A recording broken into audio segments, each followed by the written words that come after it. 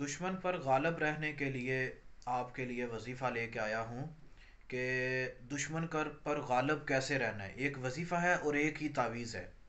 نہ ہی ادھر وظیفہ بیان کروں گا، تعویذ کے بارے میں بھی آپ کو بتا رہا ہوں کہ اگر کوئی چاہتا ہے کہ میں اپنے دشمن کے اوپر غالب رہوں، دشمن کے اوپر ایسے میرا رعب رہے، دشمن میرا پریشان رہے، تو اس کے لیے میں آپ کی خدمت میں ایک ایسا وظیفہ لے کے آیا ہوں. دشمن کے اوپر ایسے آپ ہیوی ہو جائیں گے کہ آپ کا دشمن پریشان ہو جائے گا کہ کیا وجہ ہے کہ میرا جو مخالف ہے اس کے پاس کیا عمل ہے کہ میں جب بھی اس کے سامنے جاتا ہوں تو ڈر جاتا ہوں.